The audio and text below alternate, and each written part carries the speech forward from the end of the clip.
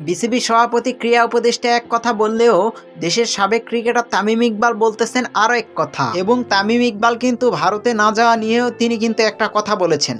এদিকে বিসিবি সভাপতি বলেছেন যে আমাদের চূড়ান্ত সিদ্ধান্ত, আমরা এবারে টি-20 বিশ্বকাপ খেলতে ভারতে যাচ্ছি না। আসিফ নজরুল বলেছিলেন যে ভারতে আমরা না যাওয়ার বিষয়ে কিন্তু অনড় রয়েছি, এটা আমাদের এবং দেশের সম্মানের ব্যাপার। কিন্তু এদিকে তামিম ইকবাল বলেছেন যে আমাদের 90 থেকে 99% ফিনান্সিয়াল কিন্তু আইসিসি থেকেই আসে, সেদিকে ভেবেচিন্তে সিদ্ধান্ত নেওয়া উচিত। তামিম ইকবাল আরও বলেছেন যে এর আগে তো আমরা ভারতে গিয়েছি, তখন তো এরকমটা হয়নি, শুধু আমি না আরও অনেকেই গিয়েছে, এখন হয়তো পরিস্থিতি একটু ভিন্ন হয়েছে। তারপরেও বলতেছি আমাদের কাছে বেশি তথ্য নেই, তবুও পৃথিবীতে অনেক কিছুই আলাপ আলোচনার মাধ্যমে সমাধান করা যায়। আপনারা সেভাবে আলাপ আলোচনা করেন, তারপরেই সিদ্ধান্ত নেওয়াটাই ভালো। এছাড়াও তামিম ইকবাল ক্রিকেট বোর্ডকে আরও 2 বার ভাবার জন্য বলেছেন, দেশের ক্রিকেটের দিকে চিন্তা করেই সিদ্ধান্ত নিতে বলেছেন তিনি। আবার তামিম ইকবালকে উল্টো প্রশ্ন করা হয়েছিল যে আপনি দেশের ক্রিকেট বোর্ডে থাকলে আপনি কি করতেন। তিনি বলেছেন যে আমি দেশের ক্রিকেটের ভবিষ্যৎ নিয়ে চিন্তা করতাম এবং ভেবেচিন্তেই সিদ্ধান্ত নিতাম। তার মানে স্পষ্টই বোঝা যায় যে তামিম ইকবাল কিন্তু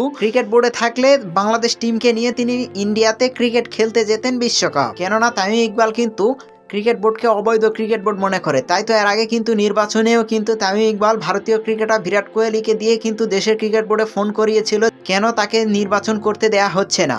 তাই তো ভারতপন্থী হয়ে গেছে তামিম ইকবাল, এমনটাই কিন্তু আশা করা যায়। এই জন্যই কিন্তু বিসিবির এক পরিচালক বোমা ফাটিয়েছেন। বিসিবি পরিচালক নাজমুল ইসলাম লিখেছেন যে এইবার আরও একজন পরীক্ষিত ভারতীয় দালালের আত্মপ্রকাশ বাংলার জনগণ দুচোখ ভরে দেখলো। তো আপনারা কি মনে করতেছেন, তামিম ইকবাল কি ভারতীয় দালাল হয়ে গেছে নাকি, তা মন্তব্য করুন কমেন্ট বক্সে। এই ছিল আমাদের কাছে থাকা বর্তমান ক্রিকেট বোর্ডের পরিচালক এবং তামিম ইকবালের পাল্টাপাল্টি কথা নিয়ে সর্বশেষ আপডেট। পরবর্তী নিউজ ভিডিও দেখার আমন্ত্রণ জানিয়ে বিদায় নিচ্ছি। মোস্তাকিন হাসান, বিটি ইনফায়ার রিয়াকশন।